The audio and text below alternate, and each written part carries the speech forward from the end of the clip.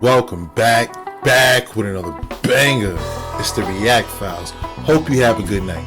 If you haven't already, please take a second. Just to smash that like, subscribe, ring that notification bell, just to make sure The algorithm knows what's up. So let's get straight to it. A pastor is under scrutiny after bizarrely announcing his wife's death during a sermon. South Carolina pastor John Paul Miller told his congregation his late wife Mika's passing was self-induced, and she wasn't well mentally, but her loved ones want more information. Mika's death came just 48 hours after she served the pastor divorce papers, and weeks after she posted an emotional video on Facebook about abusive relationships. Some of her friends and family do not believe she took her own life, and have started using the hashtag #JusticeForMika on social media. I knew something wasn't right about that pastor getting on stage claiming that his wife unalived herself by suicide. And I have been digging into her page, his page, and the family page. And when I tell you the secrets are deep and very sinister, you guys need to hear this. This South Carolina pastor got on a stage in front of his entire congregation and told them that he was going to share news with them. And the news was that his wife was gone. After doing a whole sermon, he asked his congregation not to spread the information after leaving out of the service and said that she was mentally unwell and that as of the night prior, she unalived herself. The New York Post released an article that says South Carolina pastor husband claims wife died of suicide as family urges police to deeply investigate her death. So that is just what's going on at the surface level, and I'm gonna show you the video of the pastor claiming that she unalived herself, but then I want to show you what I came up with and what I discovered. Announcement, and after the announcement, I'm going to ask that you leave church quietly and don't talk about the announcement here in the building, please, if you can, so y'all can stand to your feet. Before I make the announcement, I also want to say that my request to you is that you will continue to come to church and serve and give for the next little bit, because I'm taking a little bit of a break, and I don't want to have to worry about the church. My break may be a few days, a few weeks, I don't know. I got a call late last night. My wife has passed away. And it was self-induced, and it was up in North Carolina. And we're gonna have a funeral for her next Sunday here at 3 p.m. And so it's all I can. I'm just kind of going on adrenaline right now. So y'all pray for me and my kids and everybody. And she wasn't. Y'all knew that she wasn't well mentally, and that she needed her medicine that was hard to get to her. And so I'm sure there'll be more details to come. But I want to call attention to the fact that that man didn't shed one tear. He didn't wince once. And let's get into why I believe he is lying. Just 24 hours before her passing, Mika served her husband, that pastor, with divorce papers. She also was trying to get away from him as he was a known abuser, and he had been grooming her since she was 14. And these posts come from her family and friends that are sharing the hashtag #JusticeForMika on Facebook. And this is the post that I came across from one day ago. And it says, I'm typically not one to just share info without a ton of verifiable facts. But in this case, a young lady has lost her life, and at least at bare minimum, an investigation needs to be started immediately. I know this preacher. We went to the same school growing up, and I know his father to be wrought with controversy and criminal activity over the years. The apple does not fall far from the tree most of the time. And then he goes on to talk about Mika and what she experienced with the pastor.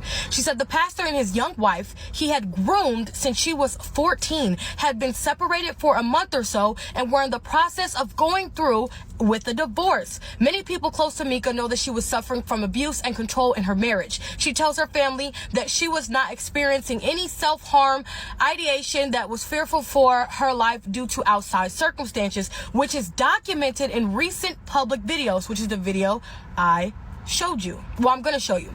She then went on to say some person was slashing her tires, stalking her, and just overall being aggressive towards her, to the point where she got a no contact order against this person and was filed for divorce 4 days before her death by a supposed self-inflicted gunshot wound. She passed away late Saturday at the age of 30, and the abuser husband was no problem preaching not even 24 hours later, avoids the topic. You guys, this is really crazy. Avoids the topic until the end of while cracking jokes and calling himself charming and handsome during the service. I would put the video of Mika on here, but this video has gotten too long, so I will post another video where Mika was saying that she was going through something really tough and she could not be around a lot of people and she didn't feel safe. I mean, that would be explained by her tires being slashed. She was being stalked, and it looks like the same person who was doing that was her husband. So I please share the hashtag justice for Mika, because he will not get away with it if he did have something to do for it. And the family is calling for justice and an investigation. Off top, he sounds like a narcissist. Talking about how handsome he is to his congregation. She makes a good point. I didn't see one tear. Being served divorce papers just 4 days earlier, it's real fishy. I used to do sleuthing videos on TikTok, and I've since retired from that because it caused me a great deal of anxiety. But I saw her face, and I read her bio, and I just have to say something. So here goes. Micah Miller was 30 years old and passed away on April 27th from a fatal gunshot wound. She was found about an hour from her home in Lumber River State Park, and this is about an hour drive from where the Millers lived in Myrtle Beach. She was married to this man, John Paul Miller, who is the pastor at Solid Rock Church in Myrtle Beach, and there are lots of rumors swirling because of a very bizarre twist of events. Micah passed away on April 27th, and the next day, this man was up on stage preaching 2 sermons, and after the sermon, he got in front of the congregation and said that they were not going to be doing an altar call, but instead he was going to be giving an announcement of some unfortunate news where he explained this very short clip. And I'm going to make an announcement, and after the announcement, I'm going to ask that you leave church quietly and don't talk about the announcement here in the building, please, if you can, so y'all can stand to your feet. Before I make the announcement, I also want to say that my request to you is that you will continue to come to church and serve and give for the next little bit, because I don't want to have, I'm taking a little bit of a break, and I don't want to have to worry about the church. My break may be a few days, a few weeks, I don't know. I got a call late last night. My wife has passed away, and yeah, it was self-induced. And it was up in North Carolina. Going on adrenaline right now. So y'all pray for me and my kids and everybody. And she wasn't. Y'all knew that she wasn't well mentally, and that she needed her medicine that was hard to get to her. And so I'm sure there'll be more details to come. This video no longer exists as of 4 days ago, so that was almost immediately after it was posted the following day. You can see one unavailable video is hidden from this specific sermon series, which is the most recent one that he did, where he makes this announcement, but more importantly, where he also preaches prior for multiple hours the day after his wife unalived herself. But there's something specifically eerie about her obituary. It says, she did all of this with the utmost integrity and faithfulness. Micah made the greatest of efforts to always be the best wife she could be. She truly served Jesus and her husband with all of her heart. She would praise her husband after every church service, telling him he was the best preacher in the world, even if it wasn't true. She also told him he was the funniest preacher in the world, even though that wasn't true either. Micah loved her family so much. She looked forward to every text from her father or brother. She sought every opportunity to pour into her sisters. There were thousands of nights that she would pray out loud for God to always bless and take care of her family. They were constantly on her mind. Micah wanted more than anything for each member of her family to serve Jesus continually. Micah loved her ice bath, nice car, sauna, house, but more than anything on earth was her desire to see people come to Jesus.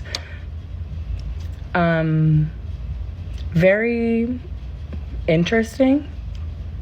So I decided to do a deep dive on Micah as much as I possibly could find on her Facebook profile, and I was immediately disturbed by all the things that I saw. A beautiful, happy, smiling woman who is attending a completely different church. She posts here about her rebaptism. What I mean by that is A friend comments, was that your second baptism? Because there are pictures that were posted in the obituary and the memoriam for Micah of her being baptized by her husband. And she says, yes, not good memories attached to my first time. So I immediately start scanning all of her other videos and content. And Micah was in the middle of a divorce and complete and full separation from her husband, in which many of the videos that she shares on her Facebook profile were how the Lord was working through her life in the middle of great grief and despair from her circumstances and giving her complete and total peace moving forward, that she was making the right decision to leave an abusive situation. One of the things that she mentions from her own mouth, being forced to take illegal drugs by your spouse. The obituary is concerning to me. One of her best friends was quoted saying this to Fox. I talked to her multiple times in her final week here on Earth, Micah's friend wrote on Facebook. She was making plans to get her hair cut, getting help with her car payment because she was a little short after paying her divorce lawyer, and planning to meet us for the second service at church on Sunday. My final text with her on Friday at 9 p.m. was a woman making plans to live. What happened between Friday night and Saturday? As you can see in this picture here, John Paul Miller was not wearing his wedding ring. And I went back and looked at other pictures and other videos, and it looks like he stopped wearing his ring sometime about 3 to 4 months ago. So something's not adding up here. She posted this on her Facebook on April 9th. When terrible, terrible, terrible things happen to you, y'all know what I'm talking about. Rest in peace, face. Still blessed. God is good. This woman was a woman who was being filled to the top with hope for the future. What happened last weekend? Something changed. I don't think that it was Micah. Fox goes on to say that Micah Miller had filed 3 different separate support and maintenance requests last year. The last was filed on April 16th. This means that she would be able to continue receiving court-ordered support from another spouse without officially divorcing them at the time. And the interesting thing is that she also filed for a no contact just days before. So you don't have to stay in a abusive relationship, whether that's sexual, whether that's somebody forcing you to take illegal drugs, or alcohol abuse, or physical abuse, psychological abuse, making you think that this is all your fault, or you're a bad mom, or you're a bad wife, or you're a bad husband, or you're not giving it your all when you know you are. And you already see that picture of him out with the next one. Out in public.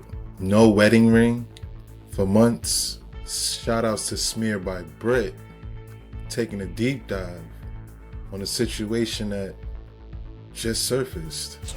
The right words are not, you hurt me, you hurt me, you hurt me, you hurt. That's not the right words. Like, be more mature than that. I think this verse is for the ladies. Because I've never had a man come to me and say, you know, so-and-so hurt my feelings, I just need to tell you all about it. No man's ever done that. I mean, can I tell you everything you did? No man's ever done that. Men, we either just don't talk about it or we punch you in the face and then we're friends afterward. Last year, you know, my wife, they went to Africa, had a wonderful trip, amazing trip. And she came back with the idea to start a school in Africa. And 6 weeks ago, she goes in the hospital, gets out, and just leaves. Just completely leaves me, leaves everything, drains the bank account, and goes. And guess what? While you're talking bad about me out there, I'm building a school in Africa for over 100 kids to be able to be fed. I'm just doing that. It's always about what I'm preaching about.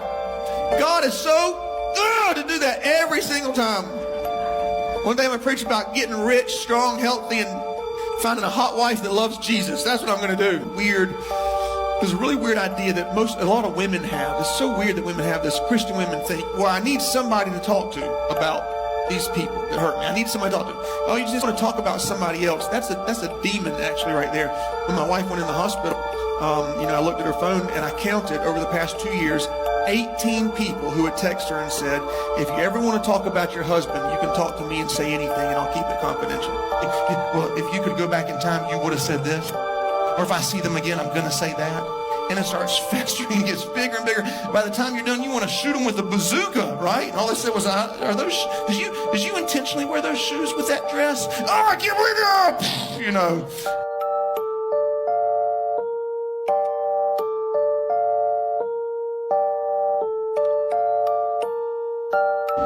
I just want to drop a few more nuggets regarding JP, Pastor JP. So the thing about it is, this is his girlfriend, and they've been dating for a long while. And this date right here was just 3 days after Micah passed. 3 days after Micah passed. And some of the torture that Micah went through, I want you to pause to read this right here, because this is disturbing. And after reading stuff like this right here and speaking to several people who knew her personally and what her plans were, Micah wasn't trying to take her own life. She was trying, like right here it says, she was trying to live. She was ready to live her life, start over afresh. This is Logan Ryan Hardy. This is JP's oldest son. And you see what he did right there. This was back in January. The whole family on that side, violent. And JP's father is too. There's some things on him also, but I'll bring those later on. And like I said, you know, those at his church, they're trying to be passive aggressive, whatever you call it, that they're trying to do to try to push things under the rug. We're not going to let that happen. We're not going to let that happen. We are crying aloud, and we are sparing not one feeling, because when you're wrong, you're wrong. And God is speaking. He's exposing. He's ripping off the fig leaves. He's exposing the nakedness. We're going to get justice for Micah. Yes, we are. We're going to push this, and we're going to get justice. We're not letting this get swept under the rug. All these things are coming to light. All the stuff that has been happening in the dark is coming to light. God said enough is enough. This is 2024. Nobody's going to be silent anymore. That's right. 2024, ain't no one being silent no more. Shout outs to Prophet Ruben M. Digging deep, getting to the bottom of things. It's like the paparazzi was on this dude ass quick. You know the Daily Mail is on it, so paparazzi on his ass. That girlfriend gotta be scared. You see her covering her mouth, cause she know what time it is. And his son? What kind of violence is that? Who treats a woman like that? I guess where he learned it from, right? Apple don't fall far from the tree. So I just had to call 911. I'm okay, I'm safe. But this is a reminder to always check your surroundings. Because you hear these stories and you think, that will never happen to me. I'm literally shaking right now. It happened to me today, and let me just tell you what happened so you know what to look out for. I was driving and I was running errands, and I stopped at a stoplight, and there is a black Porsche behind me, but to the right, so it's not in the same lane as me. There's a van behind me directly, and I see this Porsche start pointing at my car that I'm driving and honking. But he's not looking directly at me, he's looking at the person in the van behind me. And the only reason why I'm paying attention is because he was honking. So I continue driving. The Porsche disappears, so I don't think anything of it. It's like the Porsche SUV. I make a few turns, I notice the van is still behind me, and to myself, like, I just have a weird freaking gut feeling that, this is weird, after they were pointing and, like, I saw the communication happening. So I make a few more turns just to see if they're actually following me. They were. So then I'm looking up while I'm driving, not the safest thing to do, police stations. They were pretty far. So instead of going to the police station, I go to the most public place, most busy place I can think of, which was really close to me. It was a Costco. So then I pull into the Costco. The van's still following me. And so I literally whip around the parking lot and I pull into a spot and I sprint inside a Costco, thinking they won't be waiting for me. I was wrong. They waited. And I was wasting time in Costco too. Like, I was inside for at least 35 minutes. And then I walk out and I see this and I immediately take a video. The van is right there. Look at him. It was looking for the car I was driving. And I had already memorized, like, everything about the car. It was a U-Haul. There was no front license plate, but there was, like, numbers on the front, like I think like the rental numbers, so I'm guessing it traced the car or something. I don't know. I told the dispatcher about it. It was BE3204S. So then I just immediately get into the car, I dial 911, and they said that they could get cops to me. But at that point, like, I was driving around the parking lot making sure that I didn't see the van again. And so by the time I didn't see the van, I left, and I was still on the phone with the dispatchers, and maybe that was not the smartest thing to do. Maybe I should have gone back inside and called the cops, but I was scared of them like trying to come up to me while I was walking back inside, or me staying in the car. And I'm good. I filed the report. I talked to the dispatch. Police might be coming here later, and I took videos of the car and everything, so just be safe. Shout outs to Gabrielle Moss. We're happy you're okay. That's right. Check your surroundings these days, especially. And check your car to see if there's any air tags. You never know.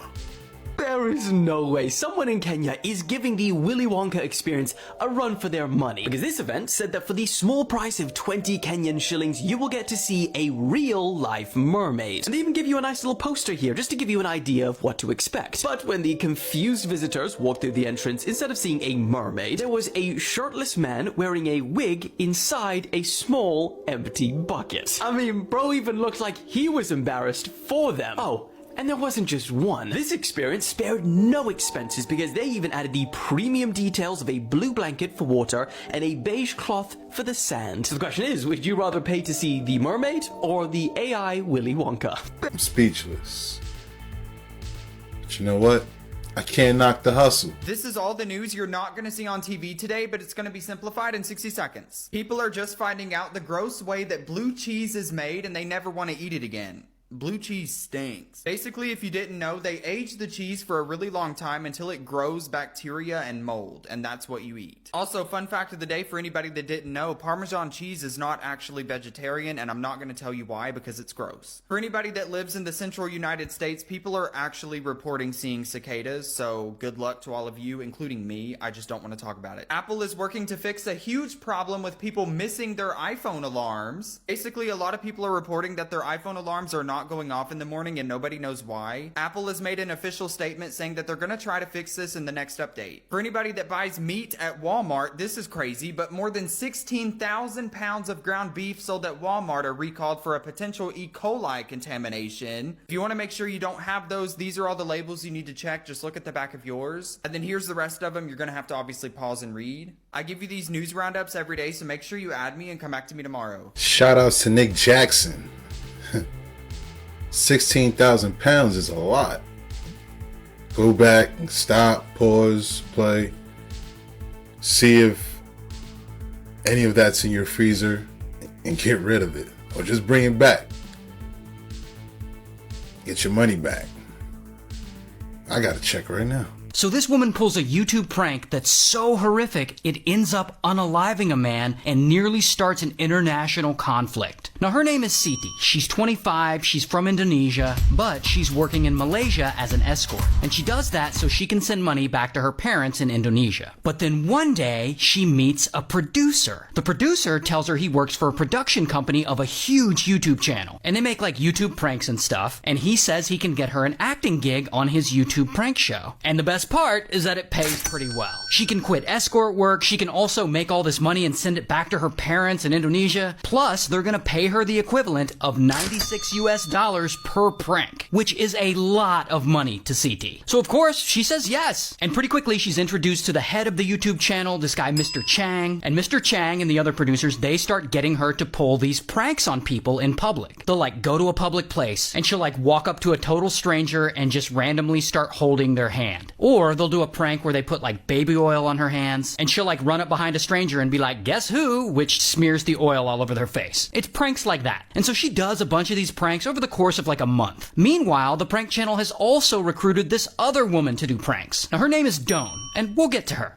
But one day, the producers call CT in to meet them at the airport, because they're going to do this big prank there. So she's there, and she's with Mr. Chang, but Chang tells CT there's actually another actress involved this time. And that actress will be doing the same thing, and it's Dawn. So the victim of this prank is actually going to get double pranked. first by CT, then by Doan. But anyway, Mr. Chang pours a bunch of baby oil on CT's hands, and then he points to a man out in the airport that he wants her to prank. This man. So minutes later, CT sneaks up behind the man, and then from behind she puts her hands over his eyes, like guess who, or whatever. And of course, this smears the oil all over him. And then about 3 seconds later, Doan approaches the man, and she smears her hand on his face as well. And then CT and Doan like giggle or whatever, and then they run away to the nearest bathroom to wash the oil off their hands. Meanwhile, the poor man, he's confused and a little freaked out, and he goes over to the airport security guards, and he tells them that some random women just like smeared something on his face, and that now he doesn't feel well. So security escorts the man to the airport medical center, and his condition quickly gets worse. Like, it is very apparent something is seriously wrong. So they rush him to the hospital, and on the way, he suddenly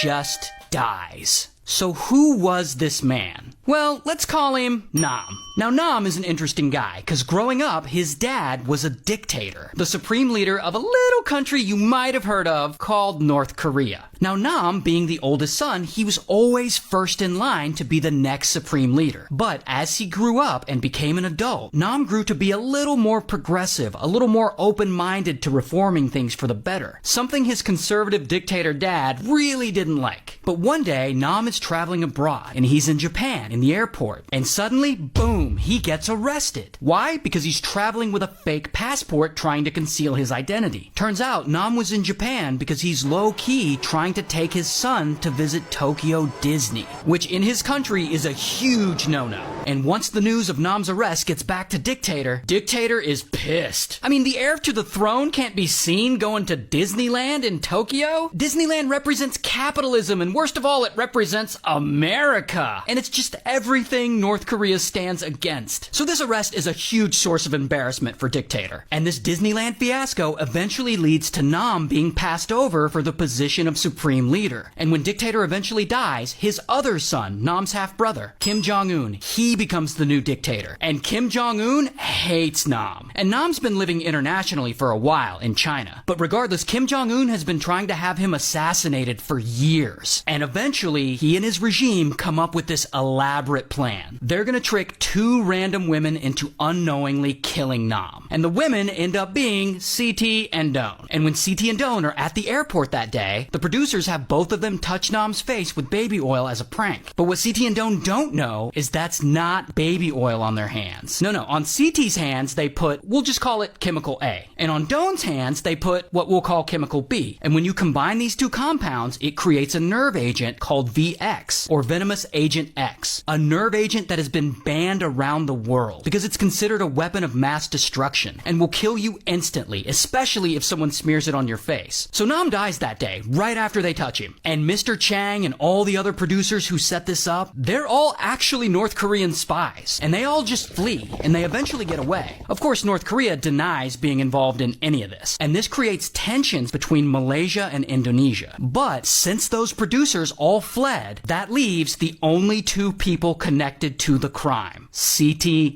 and Doan. So CT and Doan are in the airport bathroom washing their hands. And they walk out and they look around and all the producers are nowhere to be found. So CT and Doan are just like, all right. And separately, the 2 women each go home. And they have no idea that anyone died. About a day later, they each get arrested. And CT is so clueless as to what's going on, she literally thinks her arrest is part of the prank show. Like, haha, yeah, right, guys. Sure, I'm being arrested. Okay. But Malaysian police arrest them and they charge them with murdering Nam. 8 months later, their trial starts. And if CT and Doan get convicted of murder, by law, they'll get the death penalty by hanging. So the stakes in this are really high. So this trial goes on for 2 years. And the Indonesian government has to get involved because CT is technically their citizen. And these women are in jail this whole time. And then one day, suddenly, like out of nowhere, the charges against CT are just dropped. And cool, CT goes free. Apparently the Indonesian government was eventually able to intervene and they negotiated her release. While Doan does not get out, but she does plead guilty to a lesser charge and eventually they do let her go. Here's what Doan looks like in real life. And here's what CT looks like in real life. Wow, a crazy story. Shout out to North Korea. Nah, that's crazy. I can't believe this is real. Sounds just like a spy movie. Come on.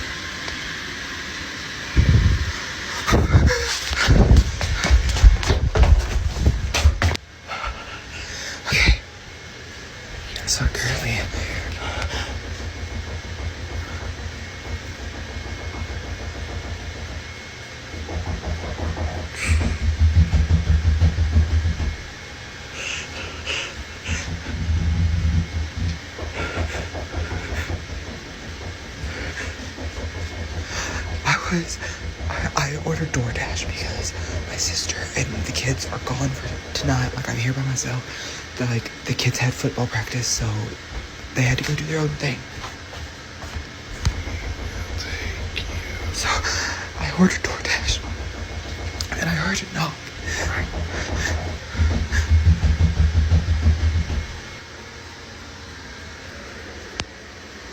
Oh my God, she's still fucking standing there.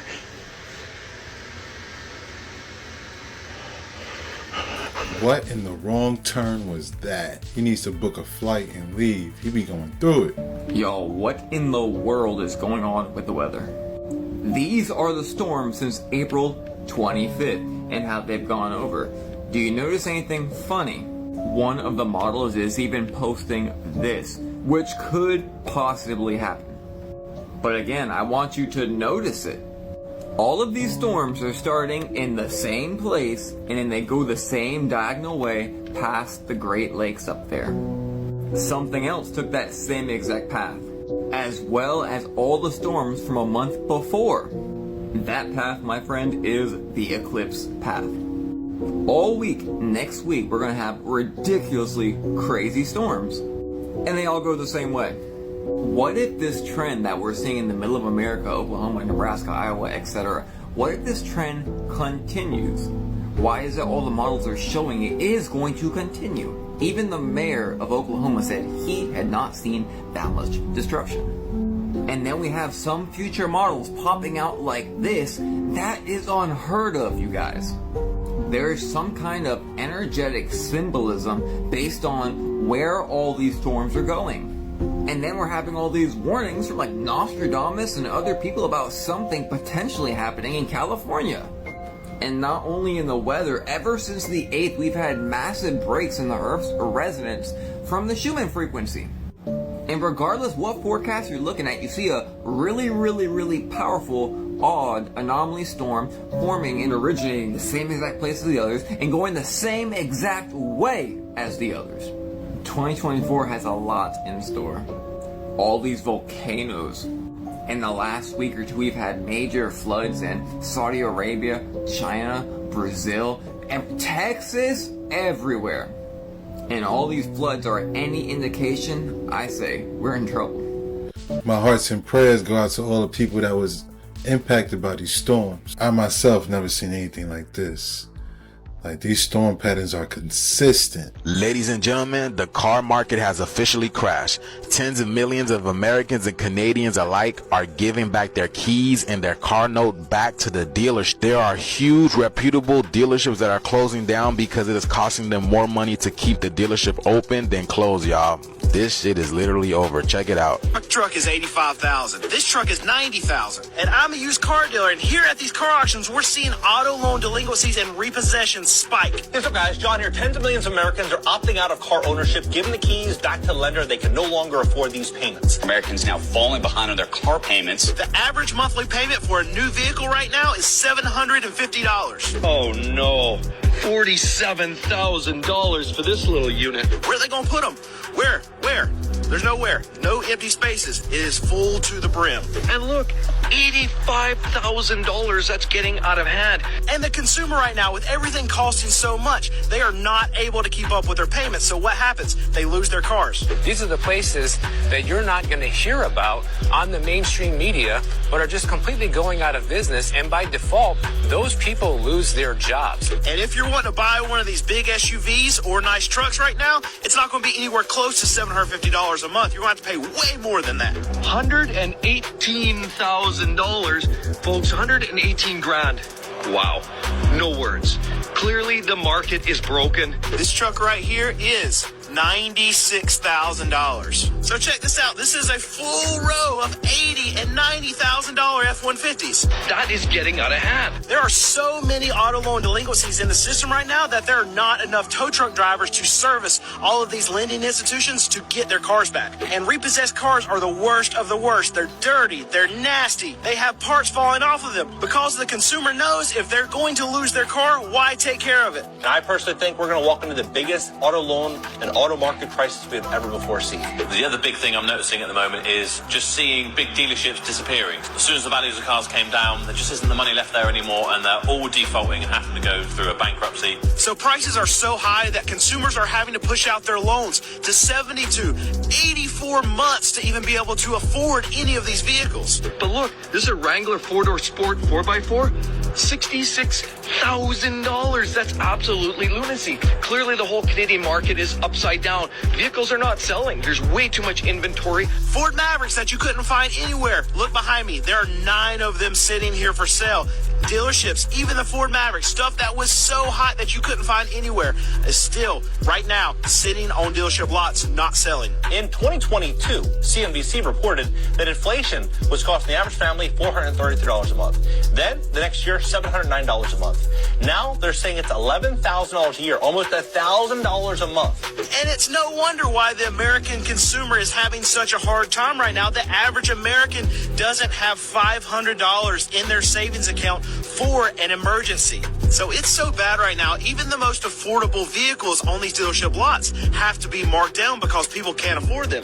See right here, this says was $38,000, but after your rebates, after your discounts, now they're selling it for 30 grand, and they still can't move these things. And even though I have $2,500, $3,000, and $3,500 cars sitting on my lot, we are still slow. 2 months ago, we would have been incredibly busy with those kind of prices, but we're seeing that the demand from the consumer is drying up. Even for $3,500 cars, people cannot afford to buy them right now. So right here, here's how we know it's bad. This Ford Explorer, the MSRP, is $46,000. But now they have it discounted, advertised, they have it discounted for $39,000. This has not happened in the last 3 years where a dealership is actually advertising under MSRP on their lot. This hasn't been happening. You know it's bad when these dealerships are coming out and advertising under MSRP. The thing is, I used to be a car salesman, so I know exactly what they're talking about. And literally, this thing is over. People barely have enough money to feed their family or for emergency, and you're talking about buying a new car or a used car at that, y'all. Come on, this shit's over, man.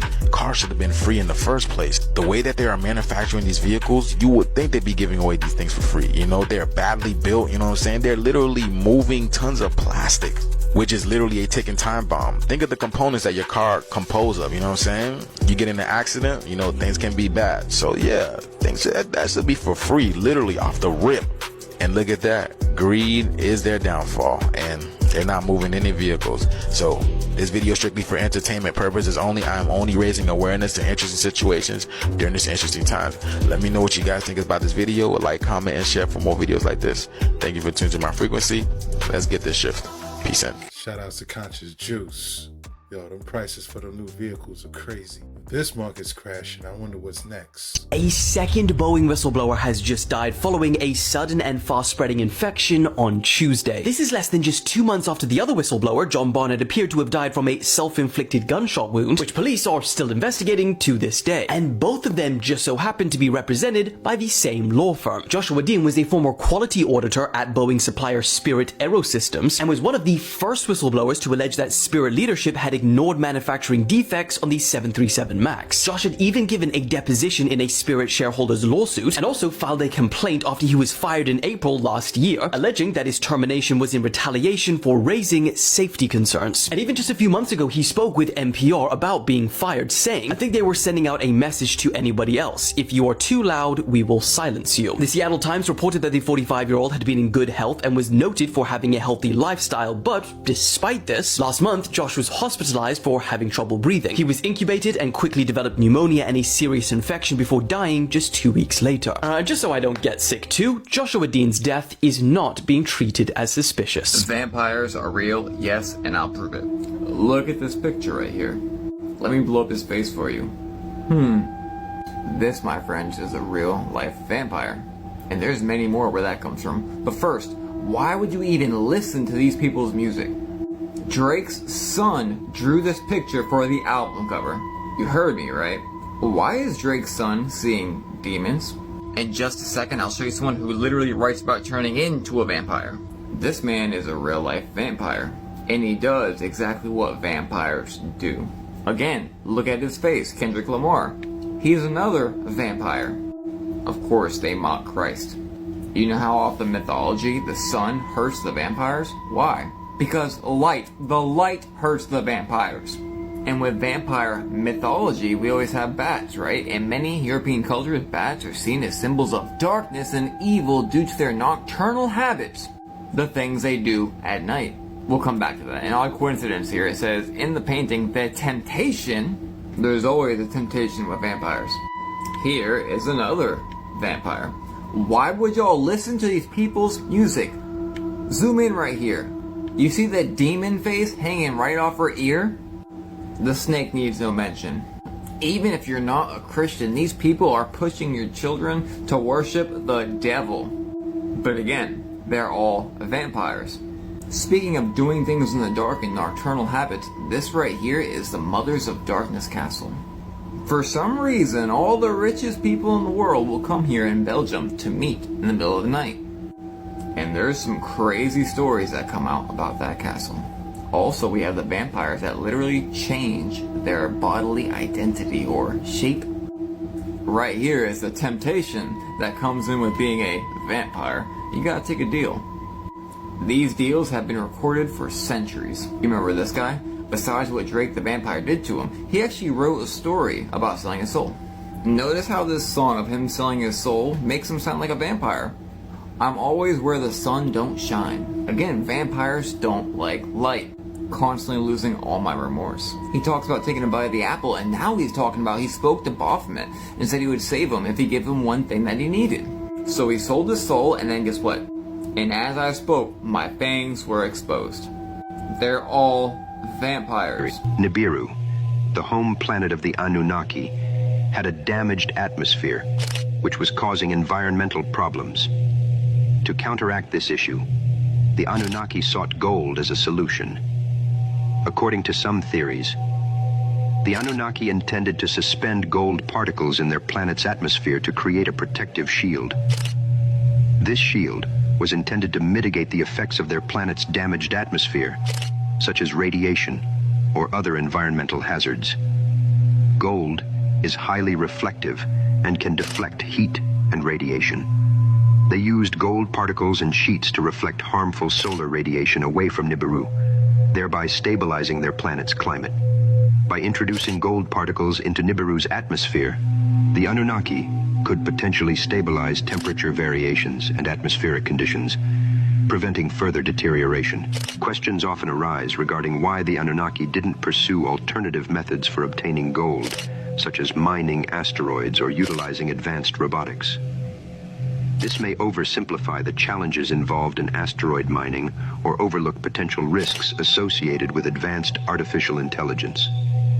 The assumption that mining equipment could easily be deployed on asteroids disregards the complexities and technological hurdles inherent in such endeavors.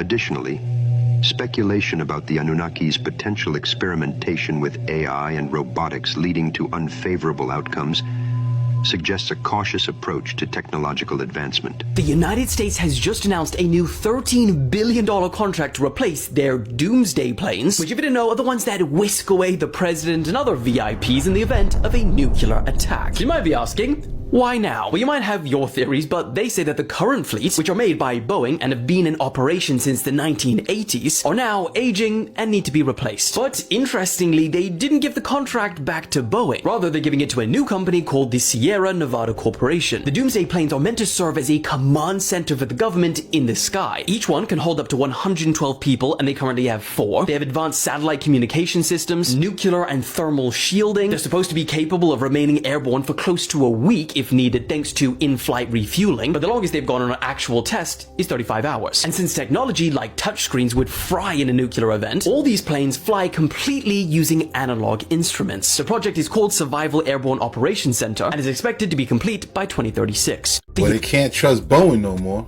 That's it. It's interesting how they're using all analog equipment. Maybe that's saying a lot, especially for $13 billion. Opening the chakras is an intense experience, and once you begin this process, you cannot stop until all 7 are open. First, we will open the Earth Chakra, located at the base of the spine. It deals with survival, and is blocked by fear. Next is the water chakra. This chakra deals with pleasure and is blocked by guilt. Third is the fire chakra, located in the stomach. This chakra deals with willpower and is blocked by shame. The fourth chakra is located in the heart. It deals with love and is blocked by grief. The fifth in the chain is the sound chakra, located in the throat. It deals with truth and is blocked by lies, the ones we tell ourselves. The sixth pool of energy is the light chakra, located in the center of the forehead. It deals with insight and is blocked by illusion. This is the last chakra, isn't it? Yes, the thought chakra is located at the crown of the head. It deals with pure cosmic energy and is blocked by earthly attachment. In the ultra-high frequency bands of the third, that's one of the first primary things in learning to build DNA, is realizing you have this higher self, and it's located within the ultra-high frequency bands of the third dimension. It used to be part of who you are down here, except they did a genetic thing to us that took out certain bass tones and overtones that didn't allow those frequencies to plug in, so it created division in consciousness. What was whole, that higher level of our perception and cognition, and this level, they used to be one, unified focus, and we understood so much more from that level. Well, you take a couple things out of the DNA, a couple little sound tones out of the DNA, it makes it so those portions of identity can't plug into these portions, and that's one of the things that was done to us. So one of our first healing things is to learn to access our higher self, and as we do that, we're starting to re-plug in those sound tones that were taken out that made that division in the first place. And there is a whole process. It's once you integrate the higher self, it's not over from there. Then you have your harmonic 2 level of identity, which is your soul level identity. It's you. It's your consciousness at the 4th, 5th, and 6th dimensional frequency bands. And there are certain things that have to take place in your DNA and in your bioenergetic field in order for that consciousness to embody itself in this body. So there's a process here. And the beginning is the higher self. Then there's the soul, then there's the oversoul, then there's the avatar, then there's the rishi. And after that, you can get out of here. Evolution is not something that happens overnight in terms of ascension or any of it. So the first important thing to do is start working with the chakras, the in-body ones. You can start pulling in, energy from the higher chakras, using the Guardian system where they showed the 15 chakras. But you're only going to be able to pull that energy into a certain level until you get the 7 primary chakras in the body that just about everybody knows about functioning properly. You need to balance and harmonize the main chakra system so it's prepared to hold the higher dimensional frequency. But it's really important to do it because when you're balancing chakras, you're realigning DNA sound tones. In the third dimension, there are 12 sub-frequency bands, and I believe the block was put in the 7th sub-frequency band, which means it would be the manifest in the 3rd strand of DNA as the 7th base tone, I believe. That's what is keeping you and your higher self separate. So I think there's actually 2 of them. I forget. There's a couple of tones taken out, but if you want to start working with your higher self, start working with the 3rd chakra. Because the 3rd chakra goes with the 3rd dimensional frequencies, which goes with the 3rd DNA strand. And the 3rd DNA strand, the D3, since your higher self, part of it is in D3, it's in the ultra-high frequency bands. If you're trying to open up D3 frequencies to each other, you need to use the 3rd DNA strand, you need to use the 3rd chakra. And so it's very easy, the Guardian system, the way they've lined up the chakras and everything, so you see where it plugs into each other. So start working with the solar plexus chakra and learning to balance it and running energy through your whole system, from some of the higher chakras. Just picture energy just running down through. It's harmonizing all the way down through that one, down into the earth core. Start to harmonize them and start to request it. It's a level of you. You know how you can talk to yourself in your own head sometimes? You go about muttering to yourself and you answer yourself sometimes.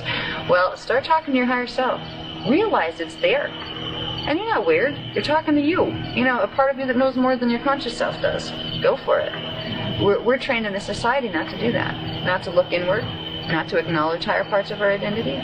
It's time we acknowledge them. Basically clueless about it. Yeah. And it's really there. And it's in a tangible spot, too. You know, higher self, where does that live? Ultra high frequency bands in D3. Where's the soul? Well, the first level of it's in D4, the second's in D5, and the third's in D6. There are places that these parts of identity exist within. And they are dimensional frequency bands that travel in layers. Just like you can have several frequency bands coming out of a radio or a television that give you different channels. Well, the different parts of yourself are on different channels. And you can learn to blend the channels.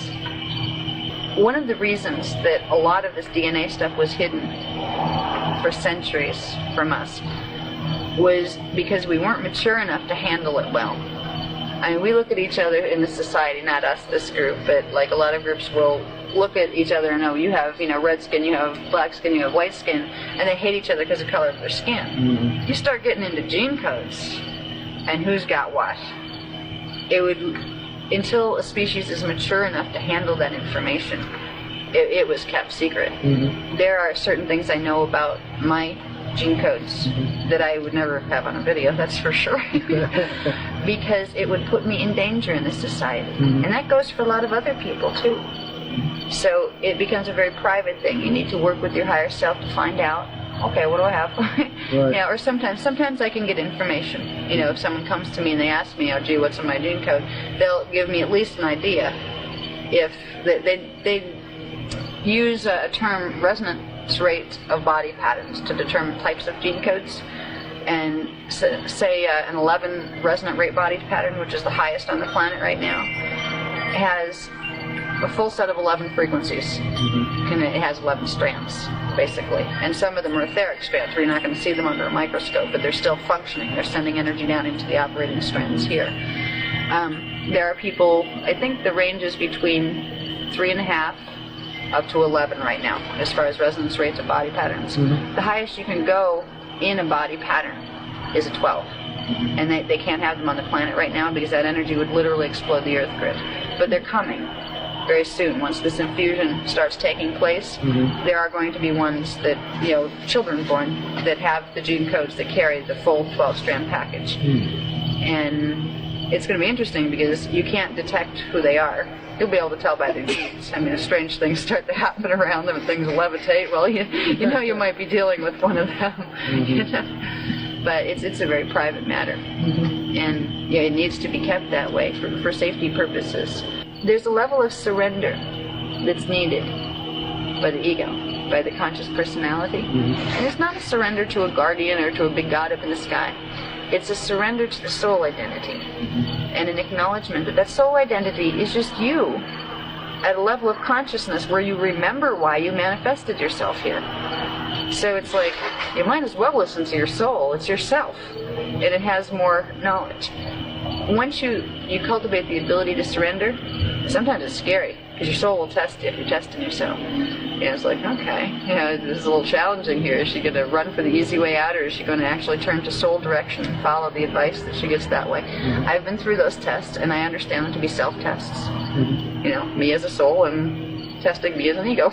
That kind surrendering yourself is really surrendering your ego. Yeah, but it's not getting rid of the ego. A lot of the, you know, especially Eastern philosophies tend to teach, like, you know, wipe out the ego, stomp all over it, and kill it to death. It's not about that. You embrace it. You incorporate it into the rest of the identity, and it becomes more than it ever was. It's not about, you know, taking it out like it's a cancer and throwing it away. It's not about that at all. So it's integration of the ego. And first you integrate it with the higher self, and then you don't have an ego anymore. You have a part of you that looks out on the world, just like the ego did. But it looks out with greater cognition. You become your higher self. And then once you become the higher self, you don't get rid of the higher self to become the soul. You integrate the soul in, and the higher self kind of becomes absorbed within it, and now you're the soul. And that's how the progression goes. You know, you start with nobody gets lost in the process. You don't have to divide yourself up, you know, your personality up in pieces and cut part of yourself off as bad and wrong. And there's a lot of distortion in a lot of the spiritual traditions that teach you that. They teach us our bodies are sinful, they're horrible, they're bad. They teach us our emotions are bad, or they teach us our intuitions are bad. That's wrong. And that was given to us to keep us blind and to keep us from integrating. We need to step beyond that. And there's lots of ways to do it. I encourage people to look into other venues of mysticism or any of this, because I can't provide the information fast enough for everybody, and there's a lot of good stuff out there. I don't want to create a dependence on me or our information, because I'm only one person, and I still haven't caught up with myself in this race yet as far as getting the data out, as fast as I'd like to. But if I could help people motivate themselves to, hey, there's a real thing happening here, there's a time frame on it, and by exploring your energy systems, by really reaching for that spirit within you that is your higher you can accomplish amazing things that you don't even realize yet. But if you work with your soul and your spirit, it will lead you to those. It will lead you to understand it. And you'll be amazed. You'll be amazed at what you can overcome. Shout outs to Mental Stare Kung. That was Ashiana Dean on how to build them DNA strands through consciousness. Very interesting stuff. Talking about the chakras and, a lot of deep stuff. I enjoy it. Very intriguing. It's a whole different kind of thinking. How do you break out of the system? How do you break out of the matrix? A lot of you guys are starting to wake up to the fact that there's something very wrong about the world, reality, how things are run. Now, first and foremost, you have to understand your consciousness works through your mind mostly. You need your eyes, your ears, and your senses to perceive. And the people in control understand that to the fullest extent. This is why your mind is extremely programmable. The subliminals they have in music, subliminals they have in television shows. The news you consume, the things that they feed you, it programs your mind and actually, in a way, dictates to you what you should manifest for yourself. Not only that, they also program you through your DNA. Everything you do affects your DNA. And I know science is like, oh, that's not true. It is true. You just don't see the immediate effects of it. But if you eat a really shitty diet, you will affect your DNA, you will affect your health. And they know this, so they also, temper with your food. They make sure that you're not getting enough sufficient nutrients. This is why you have to take supplements. Now that you know this, you have to start to back away from your mind. The key answer to fully breaking out of the matrix is to not be programmable. This is why they call it sheeple, or herding the sheep. Sheep are very, very predictable. The farmer and the dog will know exactly what the sheep are going to do next. Because the sheep are running through fight or flight. They are running off of just basic stuff. But when you get into the heart, then you become extremely unpredictable and unprogrammable. This is why the ancient Egypts, I feel like there was a dual meaning, but one of the most important meanings is in ancient Egypt, the pharaoh has to get his heart weighed by a feather when he passes on to the afterlife. Now the afterlife for them was some sort of like paradise, right? Well, this is kind of a metaphor for if you want to get away from the matrix, if you want soul ascension, if you want to be your true sovereign self, you need to use your heart, and your heart cannot have any gunk or useless things in it.